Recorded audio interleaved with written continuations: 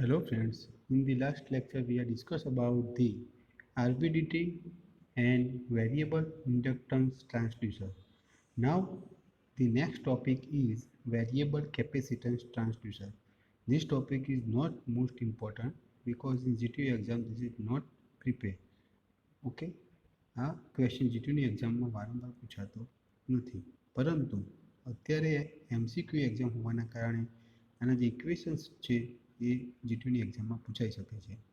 તો જે રીતે પહેલાંની અંદર તમે ઇન્ડક્ટન્સની અંદર શું કરતા હતા, ઇન્ડક્ટન્સની અંદર જે મિકેનિકલ ફોર્મ હોય એ કન્વર્ટ કરે ટ્રાન્સડ્યુસર ઇન્ટુ ઇન્ડક્ટન્સ ફોર્મની અંદર. તો આની અંદર કેવા ફોર્મની અંદર કન્વર્ટેશન થશે, તો કેપેસિટન્સ ફોર્મની અંદર. The employee of principal capacitance is changing capacitance. The capacitance C depend the dielectric medium. કયા મીડિયમ ઉપર ડિપેન્ડ કરે છે, તો ડાઇલેક્ટ્રિક મીડિયમ ઉપર. And the properties of the system. The capacitance used for the capacitive transducer are કેવા પ્રકારના capacitance transducer capacitive તમે use કરી શકો છો તે. First one is parallel plate. કેવું પેરેલલ, બે પ્લેટો એકબીજાની સમાંતર હોય. તો એવા પ્રકારના જે પેરેલલ પ્લેટમાં કેપેસિટર તમને જે મળે એની વેલ્યુ શું મળશે, તો C is equal to A into epsilon E upon diameter D farad. F એ સિમ્બોલ ફેરાડે છે, બરાબર, સંજ્ઞા. તો આ એમસીક્યુ પૂછાઈ શકાય છે કે પેરેલલ પ્લેટ કેપેસિટરની અંદર કેપેસિટરની વેલ્યુ શું હોય, અથવા તો ઇક્વેશન ઓફ કેપેસિટર ડિરાઈવ કરો, અથવા તો એમસીક્યુમાં, બરાબર છે. તો capacitor C is equal to શું મળશે તમને, એ ઈ કરો અથવા E A divide by D લખો તો પણ ચાલે. Okay, where epsilon E is equal to શું થશે, તો E zero into E R. તો ઈ ઝીરોની વેલ્યુ ડિફાઇન કરેલી છે જ્યારે નલ પોઝિશન એ વખતે 8.85 ઇન્ટુ 10⁻12 ફેરાડે પર મિનિટ. જ્યારે એપ્સાઇલોન આર એ રિલેટિવલી પરમિએબિલિટી છે, ઓકે, પરમિટિવિટી છે. Now area A is equal to શું થશે, તો cross sectional area, okay, and small d is equal to distance between the plates. Okay, તો એ તમે અહીંયા આગળ જોઈ શકો છો. તો બે પ્લેટ વચ્ચેનું ડિસ્ટન્સ કેટલું છે, ડી. જો બે પ્લેટ હોય તો D1 D2 તમે ડિરાઈવ કરી શકો, જે નેક્સ્ટ થિયરીની અંદર કરવાનું રહેશે. તો આ થિયરીમાં મોસ્ટ આઈએમપી જે છે એ માત્ર આ ઇક્વેશન છે. Okay, now next theory is composite capacitor. તો કમ્પોઝાઇટ કેપેસિટરની અંદર પહેલાંની અંદર તમે બે પ્લેટને લીધી હતી, તો આની અંદર more than one dielectric plate, એક કરતાં વધારે પ્લેટો લેવામાં આવશે, બરાબર છે. તો એ બે પ્લેટ વચ્ચે એક કરતાં વધારે મીડિયમ છે ડાયલેક્ટ્રિક. જુઓ તમે અહીંયા આગળ એક પ્લેટ છે ને આ બીજી પ્લેટ છે, પણ ડાયલેક્ટ્રિક મીડિયમ 1, 2 એન્ડ 3. તો 1નું જે છે એને તમે D1 ડિસ્ટન્સ આપ્યું છે, D2નું છે એને D2 ડિસ્ટન્સ આપ્યું છે, 3નું છે એને D3 ડિસ્ટન્સ આપ્યું છે, બરાબર છે. તો ત્યાં આગળ તમને જે ડાયલેક્ટ્રિક લેયર મળે છે એને તમે નામ આપેલું છે epsilon 1, epsilon 2 and epsilon 3. Okay, and distance between layer is called as D1, D2 and D3, જે અહીંયા લખેલું છે. Okay, now the system capacitance. હવે કેપેસિટન્સની વેલ્યુ, તો આની અંદર એવું પૂછાઈ શકે કે કમ્પોઝાઇટ કેપેસિટર ટ્રાન્સડ્યુસરની અંદર જે લેયર યુઝ થાય છે ડાયલેક્ટ્રિક લેયર એ કેટલા પ્રકારના યુઝ થાય છે, તો તમારે યાદ રાખવાનું મોર ધેન 1. તમારા આન્સરમાં એમસીક્યુમાં લખેલું હોય 1, 0, બરાબર છે. તો તમારે યાદ રાખવાનું એક કરતાં વધારે. ઓકે, એવું કોઈ ફિક્સ ના હોય, 3 ખ્યાલ આવી ગયો, 2 હોઈ શકે, 3 હોઈ શકે, 4 હોઈ શકે, 5 હોઈ શકે. ઓકે, તો એનું ઇક્વેશન શું બનશે, તો capacitor C is equal to epsilon 0 A upon D1 by E1 plus D2 by E2 plus D3 by E3. તમે એવું લાગશે કે સાહેબ ઉપર પહેલાંમાં એકલું એપ્સાઇલોન હતું, તો અહીંયા આગળ જે E1, E2, E3 ડાયલેક્ટ્રિક જે લેયરની અલગ અલગ સ્ટ્રેન્થ છે એ અલગ અલગ અહીંયા આગળ ડિરાઈવ કરી છે, D1 by E1, D2 by E2 and D3 by E3. અને ઉપર આવશે એપ્સાઇલોન 0 એ, જે દરેકે દરેક માટે કોમન હશે. તો આ ઇક્વેશન પણ તમે યાદ રાખી શકો છો. Okay, now the third one is cylindrical capacitor. તો તો સિલિન્ડ્રિકલ કેપેસિટર હોય એટલે તમને ખ્યાલ આવી જશે કે વર્તુળાકાર, તો એની અંદર રેડિયસ હોય તો રેડિયસ ઓફ સિલિન્ડ્રિકલ બે પ્રકારની રેડિયસ છે, બરાબર. વચ્ચે જે થિકનેસ છે, તો જે થિકનેસ છે એ તમે અહીંયા આગળ જોઈ શકો છો. આ રહી તમારી થિકનેસ, આટલાથી આટલી, બરાબર છે. તો બહારની થિકનેસ છે એને કેપિટલ આર રેડિયસનું નામ આપ્યું છે, અંદરની જે છે એને સ્મોલ આર નામ આપ્યું છે, બરાબર. તો સિલિન્ડ્રિકલી જે ડાઇલેક્ટ્રિક છે એમાં small R is equal to radius of inner cylindrical, capital R is equal to radius of outer cylindrical, and L total જે લેન્થ છે, બરાબર છે, જ્યાંથી તમે મૂકો છો સિલિન્ડ્રિકલના ફરતો ફરતો નીચે આવે એ એલ છે. તો અહીંયા કે કેપેસિટરની વેલ્યુ તમારી શું થશે, તો વર્તુળાકાર હોવાના કારણે પરિઘનું સૂત્ર લાગુ પડશે, એટલે સી ઇઝ ઇક્વલ ટુ 2π, બરાબર છે, epsilon L upon ln into કૌંસની અંદર R capital divide by small R farad. આ ઇક્વેશન યાદ રાખવા પૂરતું છે. આ ઇક્વેશન તમારા MCQમાં પૂછાશે. ઓકે, મિડસેમ એક્ઝામમાં પૂછાય છે, G2ની એક્ઝામમાં પણ પૂછાઈ શકે. આના અંદર ડિફર શું કરેલું હોય, r² કર્યો હોય, અથવા તો શું કહેવાય એકલો આર લખ્યો હોય, અથવા તો સ્મોલ આર લખ્યો હોય, બરાબર છે. એટલું ડિફર હોય ચારે ઇક્વેશનમાં, પણ તમારે યાદ રાખવાનું 2π એપ્સાઇલોન એલ અપોન ln કૌંસની અંદર capital R upon small R farad. Okay, આની સાથે આપણી અહીં આગળ થિયરી પૂર્ણ થાય છે. હવે નેક્સ્ટ થિયરી આવશે piezo electric transducer and its equation and equivalent circuit. પણ અહીંયા આગળ સૌથી વધારે જે થિયરી પૂછાય છે પીઝો ઇલેક્ટ્રિક ટ્રાન્સડ્યુસરની પૂછાય. જીટીની એક્ઝામ જો લેખિત લેવાય તો એની અંદર તમે પૂછી શકો છો, પરંતુ જો MCQ આવશે તો એ પીઝો ઇલેક્ટ્રિક મટીરિયલ જે છે શાનું બનેલું હોય છે એ સૌથી પહેલો ક્વેશ્ચન. તો એ નેચરલ ક્વાર્ટ્ઝ એટલે મીન્સ વન ટાઈપ ઓફ હીરો, ઓકે, એનું બનેલું હોય છે. ચલો આપણે ડિસ્કસ કરીએ. તો some materials possess a special property called piezoelectricity. કેટલાક મટીરિયલ અલગ જ શેપના હોય છે, નહીં ચોરસ નહીં વર્તુળ કંઈ નહીં, એન્ડ એ અલગ જ વસ્તુના બનેલા હોય, તો it's called as a piezo electricity and this material will generate an electrostatic charge અથવા તો વોલ્ટેજ. આ જે મટીરિયલ છે એ શું જનરેટ કરે છે, ઇલેક્ટ્રોસ્ટેટિક સ્થિરતા ધરાવતો ચાર્જ અથવા તો voltage when mechanical stress are applied across them. એના ઉપર જ્યારે મિકેનિકલ સ્ટ્રેસ એપ્લાઇડ કરવામાં આવે છે ત્યારે એ શું કરે છે, ઇલેક્ટ્રોસ્ટેટિક ચાર્જ એટલે means one type of capacitance અથવા તો વોલ્ટેજ જનરેટ કરે છે.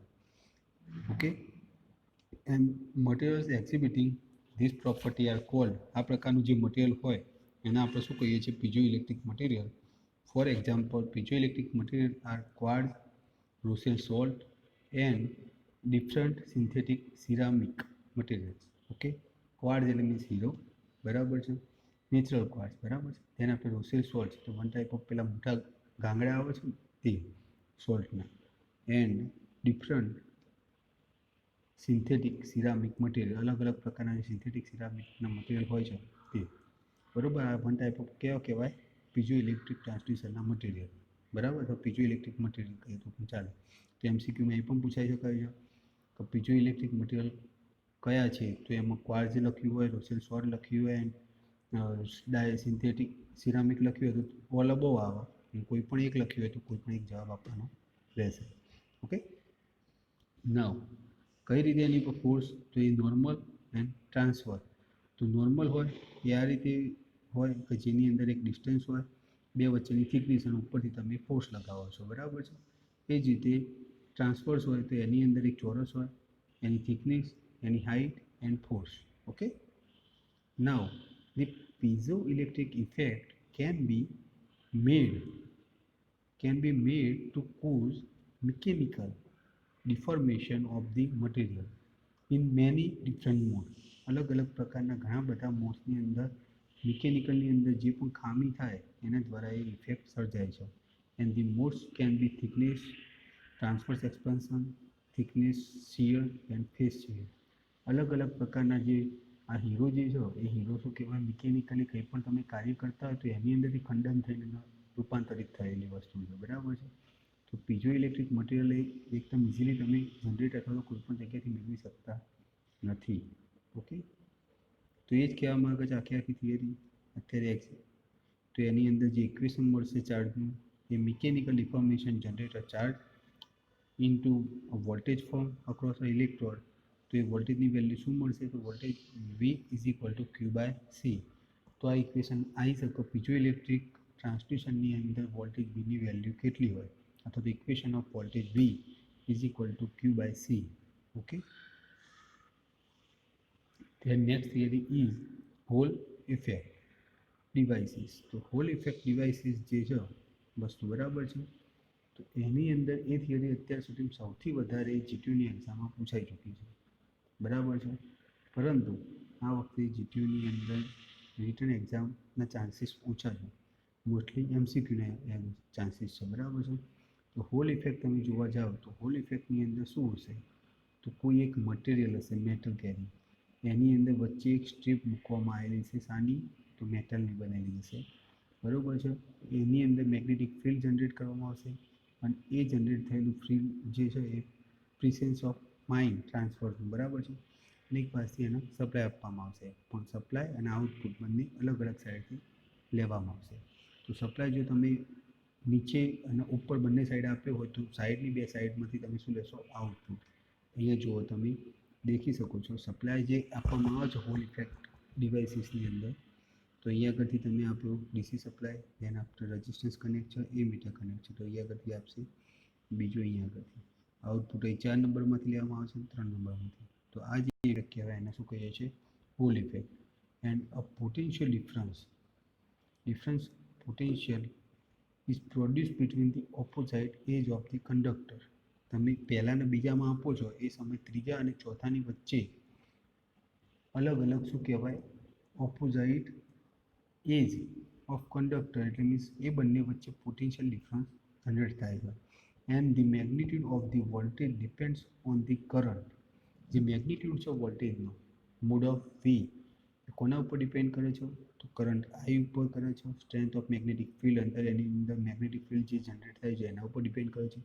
એમ property of the conductor referred as a Hall decay. એ જે પ્રોપર્ટી અથવા તો એ જે આખી ક્રિયા સર્જાય છે એને આપણે શું કહીએ છીએ? Hall effect. હોલ એટલે મીન્સ એ શું કહેવામાં આવે? શોર્ટમાં સમજી લો, બે બાજુથી તમે પ્રેશર આપો છો મિકેનિકલી, અને બીજીની બે સાઈડ જે પ્રેશર રહે છે એ બે બાજુથી તમે એનું આઉટપુટ જનરેટ કરો છો. કોઈ પણ એક રૂમ હોય એને બે સાઈડથી તમે દબાવો છો, કોઈ પણ એક બોક્સ હોય તો એ બોક્સને તમે બે બાજુથી સપ્લાય આપો તો એ બોક્સ શું થશે? મિકેનિકલી આમ દબાશે તો એની બાકીના બે જે છેડા છે કાં તો લાંબા થશે કાં તો પછી તૂટી જશે. તો એ જે ઇફેક્ટ જનરેટ થાય એને આપણે હોલ ઇફેક્ટ કરીએ છીએ. અને આની અંદર સૌથી વધારે કોણ ભાગ ભજવે? તો મિકેનિકલ ફિલ્ડ અને electric current. Okay. And Hall effect is present in મેટલનું કોઈ પણ ટુકડો હોય એના ઉપર હોલ ઇફેક્ટ હોય છે. તો હોલ ઇફેક્ટની અંદર કયા કયા મટીરિયલ યુઝ થાય છે? તો એમાં મેટલ્સ આવે છે, સેમિકન્ડક્ટર એકલો લખ્યું તો પણ ચાલે. Semiconductor in a varying amounts, it depends on the density and mobility of the carrier. અલગ અલગ પ્રકારની ડેન્સિટી અને મોબિલિટી ઉપર ડિપેન્ડ કરે છે. ઓકે. તો આની સાથે આપણી એની જ વસ્તુ સેમ લખી છે અહીંયા આગળ. મેં તમને જે કહ્યું, કરંટ જ્યારે તમે 1 અને 2માં પાસ કરો છો ત્યારે the output lead are connected to the 3 and 4 નંબરના એજ ઉપર, and they are the same potential when they are transferred at a magnetic field passing through. Okay. તો આ થઈ તમારી વાત હોલ ટિકિટની. તો આટલે આપણે અહીંયા આગળ થિયરી પૂર્ણ થાય છે, બરાબર. આજે આપણે કઈ કઈ શીખ્યા? તો variable, capacitance, transducer. Then second one is piezoelectric transducer and third one theory is Hall effect devices. Okay. આ ત્રણમાંથી કયા કયા થિયરી મોસ્ટ ઇમ્પોર્ટન્ટ છે અને કઈ થિયરી મોસ્ટ ઇમ્પોર્ટન્ટ નથી તે પણ મેં તમને જણાવ્યું. એના પછી કયા કયા પ્રકારે એમસીક્યુ પૂછી શકો છો એ પણ મેં તમને જણાવ્યું. આ થિયરીની અંદર એમસીક્યુ પૂછાય તો એમસીક્યુ કોના રિલેટેડ હોય? તો આ વસ્તુનો રિલેટેડ હશે. ખ્યાલ આવી ગયો? ઓકે. મેટલ્સ કયા કયા મટીરિયલ છે હોલ ઇફેક્ટની અંદર તે. ઓકે. બાય.